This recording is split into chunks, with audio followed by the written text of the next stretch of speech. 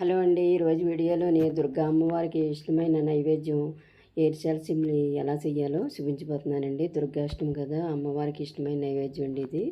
ఏర్చాల గుళ్ళు సిమ్ములండి. ఏర్చాల గుళ్ళు సిమ్ములు చేయడానికి ముందుగా ఏర్చాల గుళ్ళు వేపేసుకుని దోరగానే పొట్టు తీసి పక్కన పెట్టుకోవాలి.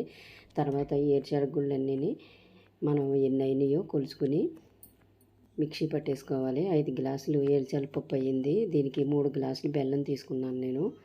తర్వాత ఎండు కొబ్బరి తీసుకుని టేస్ట్గా వేసుకున్నానండి. వేసుకోకపోయినా పర్లేదు. ఎండు కొబ్బరి నేతిలో వేయించేసుకుని తర్వాత ఇది కూడా మిక్సీ పట్టేసి ఇందులో కలిపేసుకుని ఇవన్నీ కలిపి మిక్సీ పట్టేసుకోవాలి. ఇందులోని కొద్దిగా నెయ్యి, కొద్దిగా యాలకుల పొడి యాడ్ చేసుకుని మొత్తం మిక్స్ చేసి ఇలా ఉండల కింద చేసేసుకోవాలి.